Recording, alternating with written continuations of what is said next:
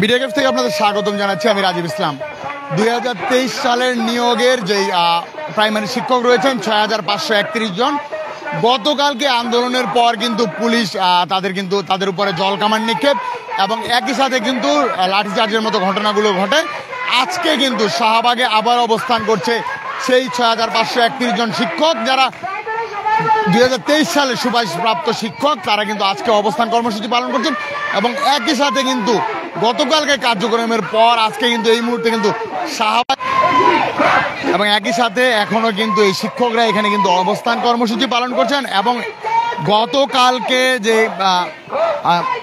যে জলকামান নিক্ষেপ হয়েছিল তারপরও কিন্তু তারা কিন্তু এখানে অবস্থান কর্মসূচি পালন করছে। এবং 2023 সালে যে 3টি ধাপে নিয়োগ দেওয়া হয়েছিল, প্রথম দ্বিতীয় ধাপে চূড়ান্ত নিয়োগ কার্যক্রম এবং একই সাথে অপেক্ষমান যে তালিকা থেকেও কিন্তু নিয়োগ কার্যক্রম সম্পন্ন করা হয়েছে, কিন্তু তৃতীয় ধাপ নিয়ে যে নিয়োগ সেটি কিন্তু দেওয়া হয়নি। এবং 29 মার্চ 2024 লিখিত পরীক্ষা অনুষ্ঠিত হয় এবং তৃতীয় ধাপে লিখিত পরীক্ষার ফলাফল প্রকাশ করা হয় 21 এপ্রিল 2024।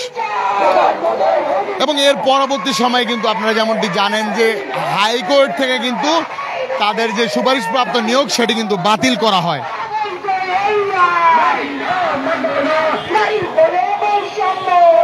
এবং 11 নভেম্বর 2024 তারিখে প্রাথমিক গণশিক্ষা মন্ত্রণালয় কর্তৃক 5 ডিসেম্বর 2024 তারিখ জেলা শিক্ষা অফিস এবং 8 ডিসেম্বর 2024 তারিখ স্কুল পদায়ন সম্পর্কিত নিয়োগ আদেশ কিন্তু জারি করা হয়। কিন্তু সুপারিশপ্রাপ্ত নিজ নিজ জেলার সিভিল সার্জনে মেডিকেল টেস্ট করে এবং জেলা শিক্ষা অফিসারে প্রয়োজনীয় সকল কাগজপত্র পুলিশ ভেরিফিকেশনের জন্য পুলিশ ভেরিফিকেশন ফর্ম জমা দান সম্পন্ন করেন। কিন্তু এরপরও কিন্তু তারা যেমনটি দাবি করছেন যে তাদের যে নিয়োগ সেই নিয়োগ কিন্তু তাদের দেওয়া হয়নি এবং তারা এখন পর্যন্ত তাদের যে নিয়োগ সেটি কিন্তু পাননি। এবং সেই কার্যক্রম থেকে কিন্তু তারা পরবর্তী প্রেস ক্লাবের সামনে অবস্থান কর্মসূচি পালন করেন এবং একই সাথে কিন্তু প্রেস ক্লাব পরবর্তী সময়ে তারা কিন্তু গতকাল কিন্তু শাহবাগে কিন্তু তারা কিন্তু অবস্থান পালন করেন এবং একই সাথে কিন্তু এখন পর্যন্ত কিন্তু তাদের যেই এবং আমরা আরো কয়েকজন শিক্ষক যারা এখানে রয়েছেন তাদের সাথে কথা বলার চেষ্টা করব। আপনার কাছে একটু জানতে চাই যে আপনাদের যে অবস্থান কর্মসূচি এটা আসলে কখন চলবে, সরকারের পক্ষ থেকে কোনো কিছু জানানো হয়েছে কিনা? আমাদের যতক্ষণ পর্যন্ত আমাদের নিয়োগ না দিবে ততক্ষণ পর্যন্ত আমরা এখানে থাকবো। আমরা যদি মারাও যাই, যতক্ষণ পর্যন্ত নিয়োগ না আসবে আমরা মারা যাব, তবে আমরা যাব না। আর সরকার থেকে আমাদেরকে বলতেছে, সরকার তো সবসময় মামুলি দিয়ে আমাদেরকে কিভাবে এখান থেকে তাড়াই দিতে পারবে এই জিনিসটাই করে, তবে লাভ হবে না। কি জন্য জানেন? আমাদের এখানে জীবন এবং মরণ নিয়ে আমাদের খেলা করতেছে সরকার।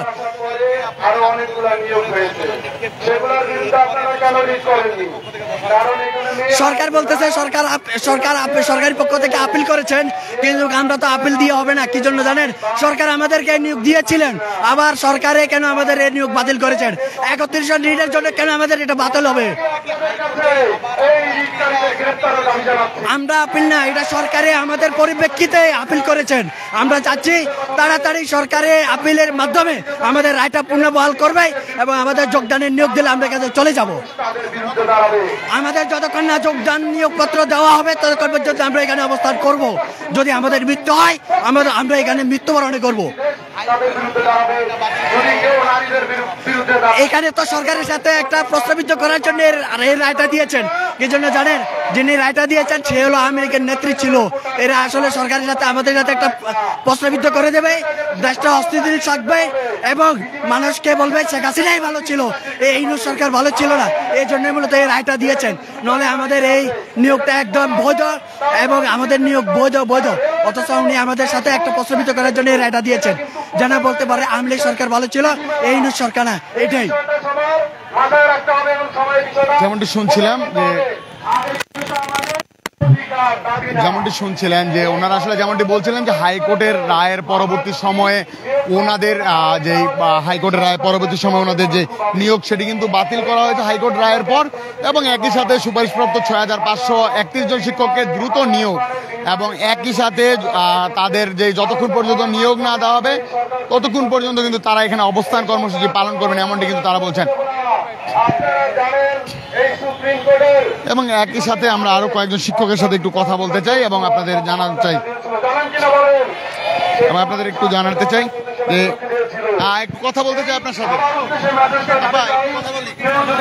সরকারকে কোনোভাবে হেয় প্রতিপন্ন করতে চায় তার বিরুদ্ধে বাংলার প্রতি মানুষ দাঁড়াবে। একটা বিষয় মাথায় রাখবেন, আমাদের নিয়োগপ্রাপ্ত করেছে আমাদের শুনছি যে সচিবালয়ে একটা টিম চলে গেছে, এখনো আসে নাই। আসলে অবশ্যই আপনারা এটা জানবেন। বিশ্ব সম্মানীয় বিশ্ববরেণ্য দ্বিতীয় পার্সেন্ট বাংলার জন্য আসে নাই, হয়তো আমাদের ভবিষ্যতে প্রশাসন থেকে কিছু বলা হয় নাই। আসছিল রাতে, আমি অসুস্থ ছিলাম, আমি নিজে একজন আহত, আমার বুকে চাপ লাগে, আমি আমার ভাই হাসপাতালে নিয়ে যায়, সেখান থেকে আমি প্রাথমিকভাবে বাসায় ছিলাম, আবার আজকে সকালবেলা আসছি। এই বিষয়টি এরকমই হচ্ছে। আরেকজনের কাছে আমরা একটু শুনতে চাই। তিনটি মন্ত্রণালয়ের অনুমতি নিয়ে আমাদেরকে সুপারিশ প্রাপ্ত করে। সুপারিশ প্রাপ্ত হওয়ার পরে একটা সরকারি চাকরিতে যা যা করা লাগে, মেডিকেল, ডোপ টেস্ট, প্রয়োজনীয় কাগজপত্র উপজেলা জেলা শিক্ষা অফিসে জমা দেওয়া সবকিছু হয়েছে এবং আমাদের কিছু কিছু উপজেলায় কেউ কেউ নিয়োগপত্র হাতে পেয়েছে। তারপর কিছু দুষ্ট চক্রান্তকারী যারা কিনা সুপারিশ প্রাপ্ত হতে পারে নাই, তারা 31 জনে মিলে রিট করে আমাদের নিয়োগের 2-4 দিন আগে, আমাদের নিয়োগ হওয়ার কথা ছিল ডিসেম্বরের 5 তারিখে, সেটা এখন পর্যন্ত ঝুলে আছে। তারপর সর্বশেষ 6 ফেব্রুয়ারি হাইকোর্ট এটাকে বাতিল ঘোষণা করে। আমাদের প্রশ্ন হচ্ছে, বাতিল করলে আগে কেন করে নাই? এই সরকারের 3 মন্ত্রণালয় আমাদেরকে সুপারিশ প্রাপ্ত করে আজকে কেন রাস্তায় দাঁড় করিয়ে রাখছে? আজকে আমাদের বোনদেরকে কেন, নারীকে কেন পুলিশ নির্যাতন করতেছে? হ্যাঁ, অবশ্যই গতকালকে আমাদের উপরে যেভাবে হামলা করেছে তার তীব্র তীব্র তীব্র নিন্দা জানাচ্ছি। পুরুষ পুলিশ নারীদেরকে যেভাবে অত্যাচার করছে, টানা হিসা, জলকামার, টিয়াশেল কিচ্ছু বাদ রাখা নাই, লাঠি চার্জ, এটার জন্য আমরা তীব্র নিন্দা জানাচ্ছি। যতক্ষণ পর্যন্ত আমাদের একটা প্রাণ আছে ততক্ষণ পর্যন্ত আমরা রাস্তা ছাড়বো না, আমাদের দাবি আদায় না হওয়া পর্যন্ত। এটা আমাদের যৌক্তিক দাবি, আমরা কোনো অবৈধ দাবি চাচ্ছি না। এই অবৈধ রায় প্রত্যাহার করতে হবে। যেমনটি শুনছিলেন যে যারা এখানে শিক্ষক যারা রয়েছেন তারা কিন্তু তাদের যে অবস্থান কর্মসূচি সেটি ততক্ষণ পর্যন্ত চালিয়ে যাবেন যতক্ষণ পর্যন্ত তাদের যেই নিয়োগ সেটি যতক্ষণ পর্যন্ত কনফার্ম না করা হবে ততক্ষণ পর্যন্ত কিন্তু তারা তাদের এখানে অবস্থান কর্মসূচি সেটি কিন্তু চালিয়ে যাবেন, এমনটি কিন্তু তারা বলছেন। এবং একই সাথে তারা দাবি করছেন গতকালকে আসলে তাদের উপর যেই জলকামান নিক্ষেপ করা হয়েছে তার প্রেক্ষিতে আসলে তারা বলছেন যে আমরা শিক্ষক, আমাদের উপরে যে আক্রমণগুলো করা হয়েছে সেগুলো নিয়ে তারা কিন্তু বলছেন। আমরা আরো